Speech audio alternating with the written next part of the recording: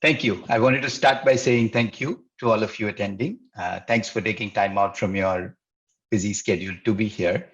This means a lot for all of us at CleverTap.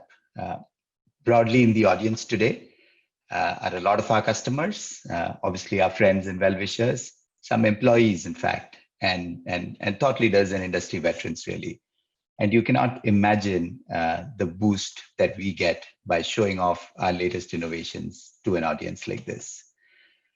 So welcome again to our very first CleverTap quarterly. Like the name suggests, we are going to do this kind of an event every quarter. We look forward to doing it, in a physical world, at some nice event centers when the world opens up um, after this lockdown.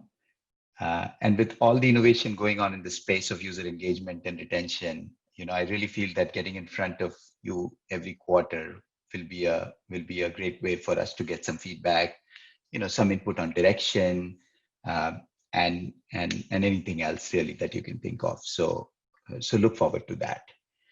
I encourage you to ask a lot of questions. Today, all of us are, you'll see some of the latest features in a video like format, but all of us, everyone you see, all the panelists today are available live and will be on chat and etc. to respond to your questions. We'll keep it honest and we'll keep it real. And we really look forward to getting any feedback, whether good, bad, on everything that you see today. So I want to start off with a great secret, and there's this joke about how does an app get to 1 million users in 90 days? So how does a mobile app get to 1 million users in 90 days? And the answer there is you start with 10 million users, and that's the easiest way for you in 90 days to get to 1 million. And the sobering truth there is that 90% of users churn, go away if you don't do anything about it. This is across verticals. This is, across the board, geographically also. And user engagement and retention is a serious problem towards solving for growth. And if you move on to the next slide, the global pandemic we are in the middle of has only made this worse in many, many ways. User behavior has fundamentally changed across many aspects in life. Work, there is an enormous rise in unemployment, unfortunately, across the world. But there is a 20 times increase in Zoom daily participants and on a corporate level. Outside of work, if you even take learning, we know a lot of our kids are going to school virtually, and learning even outside of schools has gone completely online. Netflix watching is up. All of us anecdotally know, but there was a study recently that said that 35% of Netflix subscribers use it really for educational content. So learning's changed dramatically too. Shopping and consumption, many of us, especially in the US, have stopped going to stores entirely. Now there's this big surge in e-commerce, but again, multiple studies are showing that a large number of users state a need to trust a brand before making a purchase. It's extremely hard to come in, and not have that trust level with your users and expect purchases to have gone up. It's not happening. Play and entertainment has completely gone online too. In the mainstream, Disney Plus has achieved in 5 months what it took Netflix 7 years to achieve in terms of subscribers. In the world of sports, right, NASCAR, the NBA have launched online products to cope with this change. Even museums, the J. Paul Getty Museum is creating virtual tours. The Metropolitan Opera is streaming performances. So a whole bunch of play and entertainment has also changed. And, some of these change will persist through, even when the world goes back to being more normal. And if you move to the next slide, COVID-19 has really changed how customers behave across every aspect. Everyone's sheltered at home. Adoption of new digital services are taking place at a blistering pace. Companies now have to rethink every day, literally, how they can connect or reconnect back with their customers. They should expect, we all expect to encounter structural changes in our lives and upheavals across multiple dimensions. And overall consumption is shrinking no matter what it is. Uh, and the reality today is that, brands need to build trust, and building trust needs relevance. Trust needs personalization. Trust needs individualization, something Meredith will talk about in the later part of this presentation itself. And really, if you think of app owners or digital property owners, there are really two tools that we need at our disposal that can be used to create trust, to create relevance. The first one we know of, at least more broadly than the second one, and that is about effective communication. And this is a way to engage our users when they are not within your apps.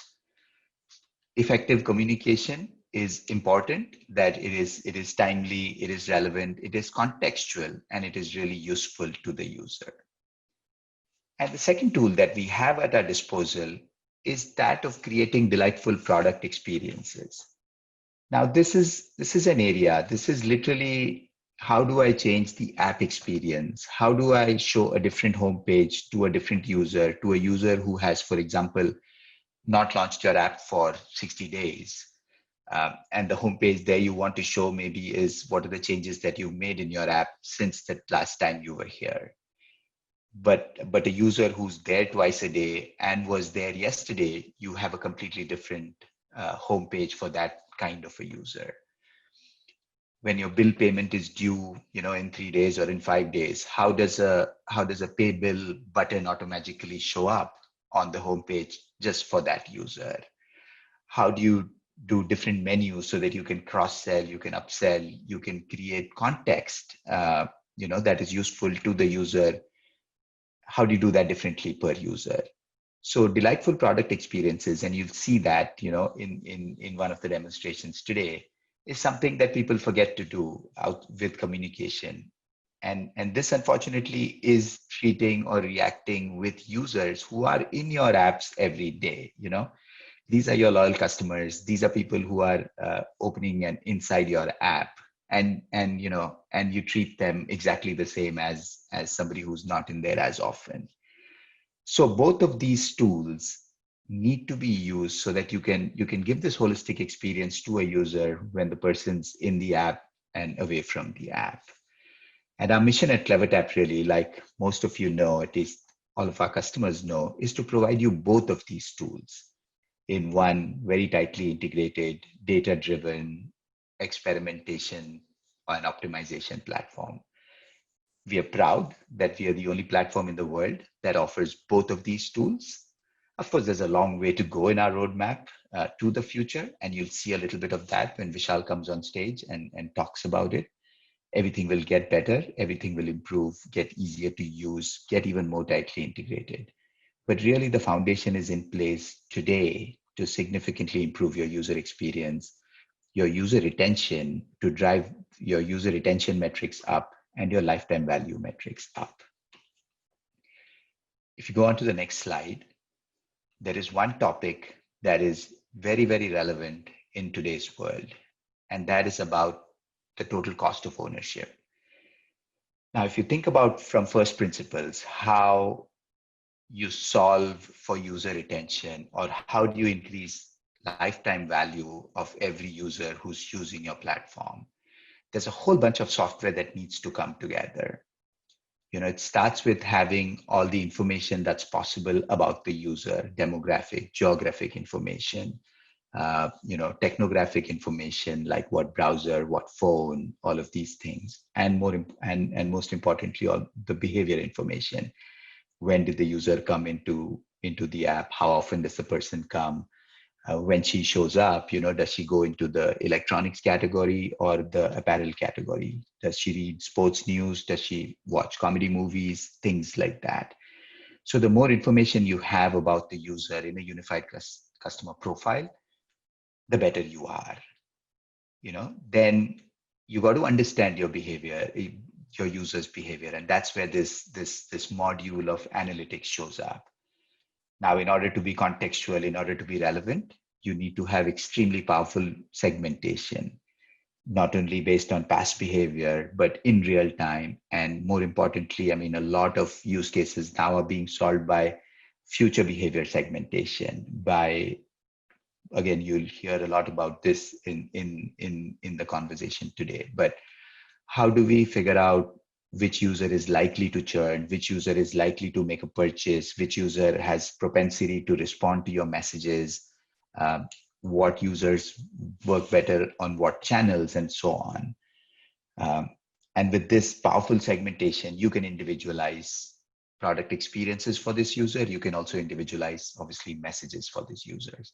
And then there's the whole, how do you manage life cycle stages for your users? How do you treat somebody differently who's just been exposed to you, just downloaded your app and is a brand new user, as opposed to a loyal customer or a power user of your services?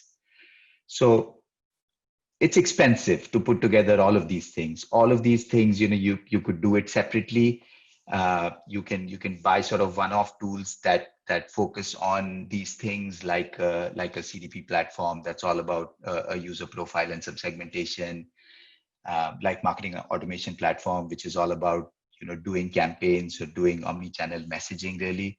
But if you put it together in that way, you're worried a lot about integrations, you're worried a lot about teams. So outside of the cost of what you actually purchase software, training your teams, putting together this, not having a single neck to choke when things go wrong, there's just so many other expenses that are unseen also, and that is a problem that we at CleverTap are trying to solve.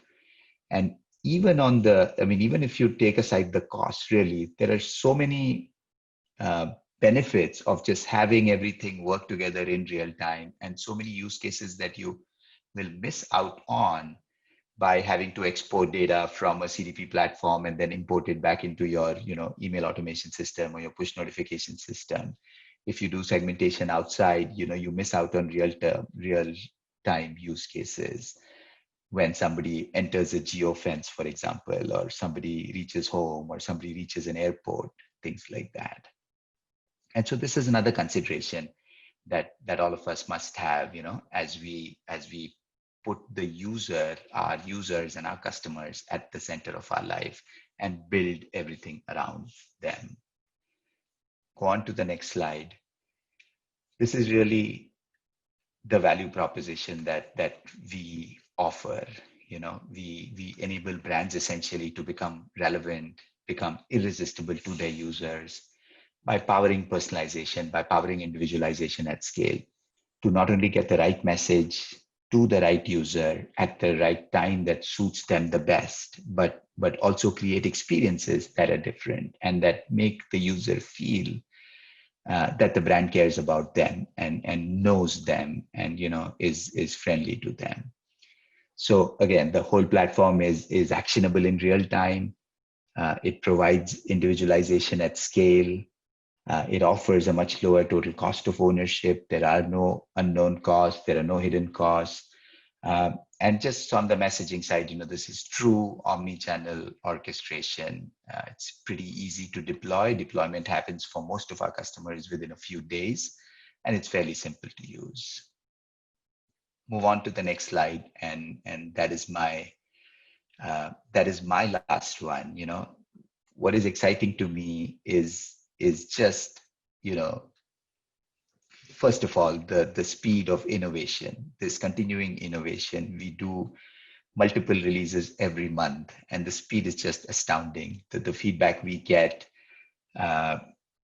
every time we do a release is just amazing, and we are so happy. I'm so happy personally to be in the space of innovation at this rate. Second thing that we are doing is that we are spending a lot of time on restructuring our infrastructure. How to deal with massive amounts of data. A lot of you customers know that the amount of data that you put on CleverTap, the more useful it becomes. But there are also there are also problems and costs and so on with large amounts of data. We are going to eliminate that. Hopefully there is no more DRPs and no more rationing of how much data that you put on the platform very, very soon before the end of this year. So we'll be able to deal with a lot of, much bigger scale of data very, very soon. And that is exciting just for the benefits that all that data will provide to your users, by these experiences, by better messaging that is more contextual and so on. And the last thing is, it's our goal to reduce a lot of human interaction or intervention that's required in the system. There's just a lot of investment. Again, you'll see that in Vishal's roadmap for the future. There's a whole bunch of machine learning and data sciences and even simple automations that we'll put into place that will take this whole thing to the next level of, we want the marketing creativity, we want product owners or growth marketers to really use their creativity in crafting the right messages, in crafting the right experiences, whom to show what to, and so on, as opposed to being, sort of lost in data and the burden of like setting up a lot of doing a lot of repetitive work to send out campaigns and so on. So that's very, very exciting to me.